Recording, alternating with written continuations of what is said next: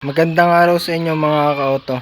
Sa video ito, ibabahagi ko naman sa inyo itong naging problema na uli ng ating motor. So, ang gagawin naman natin dito, itong kanyang knuckle bearing ating papalitan. Kasi kung makikita nyo, ayan, hindi na siya maipihit. Nag-stuck na siya. Sira na yung knuckle bearing niya. So, ito yung i-share ko sa inyo kung paano magpalit ngayon ng knuckle bearing dito sa ating Kawasaki Barako 175 or kahit sa anong uri ng mga motor. Yung ating mola, napalitan na rin natin yun eh. So ito naman yung ating papalitan ngayon. So tara, simulan na natin.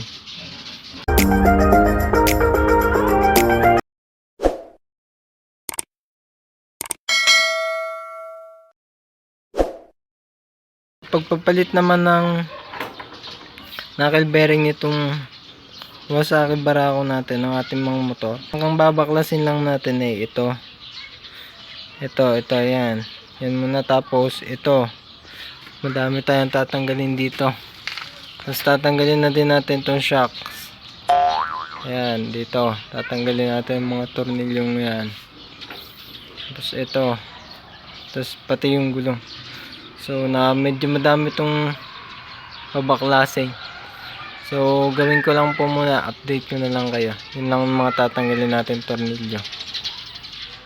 Ito mga ka-auto, nabaklas na natin yung kanyang manibela, yung kanyang gulong at yung kanyang telescopic, yung shock. So kung matatandaan nyo, pinalitan natin yung telescopic ito. Hindi na to yung original dahil nabangga ito nung una, kaya nasira pati yung tapaludo. So yan na yun ngayon. Okay pa naman, nagagamit pa natin. So ito lang nasira. So natanggal na natin yon. Ito, yan. Tinatanggal ko dito yung ito, pinakalak na mahawak dun sa ating telescope, dito sa ating butterfly kung tawagin. Ayan, makikita nyo, naglalaglaga na yung kanyang bearing. Kaya pala maganit, hindi na may paling, nakabara na yung bearing. So ito, tatanggalin ko lang to at matatanggal na yan. Tanggal na natin yung kanyang cover. Ayan. So ganito na yung bearing nya, nakalagay dito. Walay.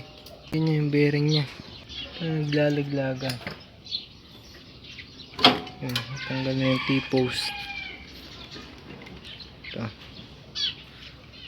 kailangan tanggalin din yung wire natin dito, mabunot natin. So mga ka-auto, ito na yung tanggal nating bearing housing na lang natira. Tanggal na yung kanyang bearing na durog na. Tinala ko na to kahit sira na yung bearing para meron tayong sample. Yung ating motor kasi Barako 1 2004 model. Baka yung available ngayon eh pang Barako 2. Sana kasukat naman ito. Update ko na lang ulit kayo. 2,000 years later. Mga ka-auto, ito yung update natin dito sa ating ginagawa kahapon. Pinapalitan natin yung bearing dito sa ating manibela, dito sa ating motor Kawasaki Barako 175. So yan, baklas na natin. Nabilhan na natin kahapon ng knuckle bearing. So ngayon natin tutuloy. So yung nabili natin yung knuckle bearing yan, pang City 100 siya, pasok naman daw siya. Nabili nga pala natin to sa halagang 200 pesos. Imarflex yung kanyang brand. Galing na klase daw to. Ito yung pambaba niya. Tapos ito yung pangtaas niya. So unahin natin, kabit yung na dun sa baba. Lalagyan ko lang muna to ng grasa. Yung isang grasa, inubos na natin dito. Nilagyan natin yung bearing. Tapos sinuksok natin dito. Tapos yung pinaka housing niya ito, pina natin siya dun sa ilalim, pupukpukin natin. Ayan. Ito mga ka-auto, yung kanyang housing nilagay na natin. So, naikabit na natin nasa ilalim, saktong sakto naman niya siya. Ito nandito sa ibabaw ang ating lalagay. So, ito, pupukpukin lang natin dahan-dahan. Dahan lang natin pupukpukin. So ito mga ka-auto, ilagay na natin yung kanyang housing. Lalagyan natin ng grasa itong bearing dito sa ilalim. Ayan.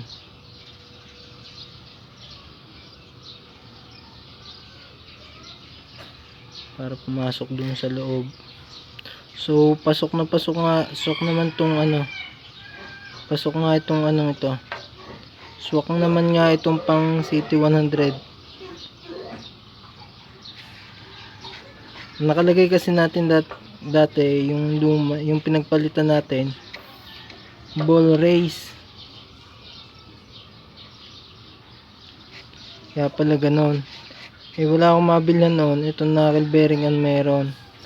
So sabi ko kasya daw tong pang City 100 na to. Kaya ito yung ating binili. Tapos yung gilid lagyan natin. Yung maglagay yung DIY. Yung video tapos yan. Gagawa ang paggamit ng isang kamay. Wala tayong mabili, so sabi nga nung ano, mas maganda daw itong knuckle bearing, mas matibay daw to. So mahal nga naman eh. May order na tayo sa Shopee. 104 lang, kaso hindi pa dumadating. Eh matagal pa, ilang araw pa. 3 araw pa hindi makakabiyahe ito bago dumating, bago pa magawa natin. So kaya binilhan na lang natin sa bayan. Halagang 200 pesos. Branded naman daw to, magandang na klase daw to. Mas malaki mawawala sa atin pagka hindi nakabiyahe, kaya ayan na, reserve na lang natin yung isa. Ito tapos ilalagay na natin dito. Ayan. Tapos lalagyan natin ng cover nya at saka yung nut. Ito. So yan, pihitin lang natin. Gagawin ko muna ito. Kabit na natin. Ito tamang higpit lang. Huwag sobrang higpit, tama lang. Wala siyang uga. Tama din sobrang higpit. Tapos ibabalik na natin itong kanyang pang ano ng manibela. Tapos ibabalik na natin ito. Yan. Ito, nailagay na natin yung kabitan ng kanyang manibela. So, lalagyan natin siya ng, ibabalik na natin yung kanyang tornilyo. Yan.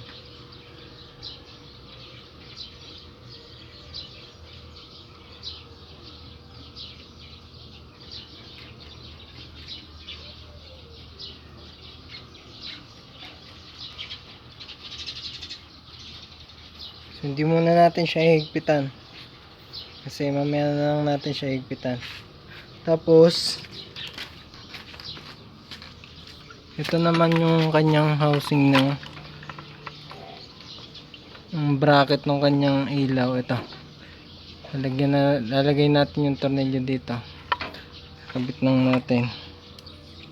So, ito. Yan, dyan.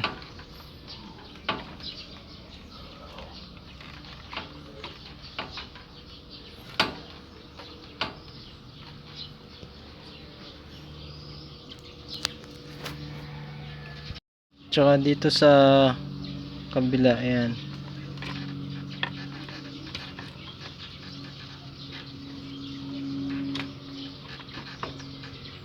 Siya na kayo, mahirap talaga mag video na sa kabilang ginagawa. Nakikabit na natin yung kanyang bracket sa headlight. Susunod naman natin itong telescopic. So hindi ko na tinanggal itong tapaludo para matrabaho pa kasi. So kailangan salpak natin doon sabay. 2 kamay yung gamit natin, hindi kaya ng isa. So hindi ko na mabibidyoan. So salpak lang naman natin dyan, tapos lalagyan na natin dito.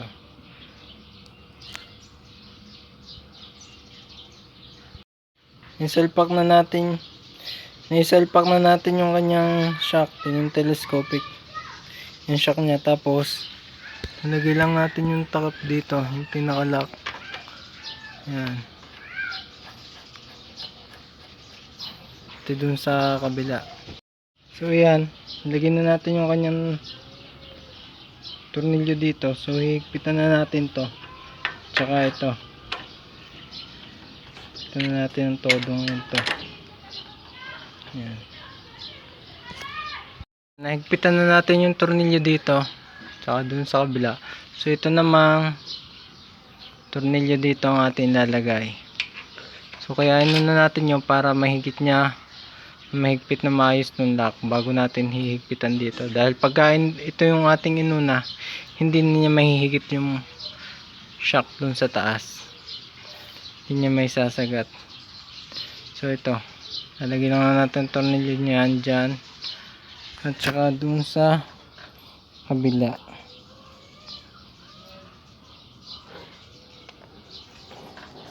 Ito. Higpitan ko lang to. Nahigpitan na natin tornilyong ito. Nagkabit tapos kinabit natin yung gulong. Ito naman yung ating kakabit. Doon dito sa manibela. O, tanggalin ko lang muna. Yan na. Ulit natin. So, tatanggalin ko muna ito.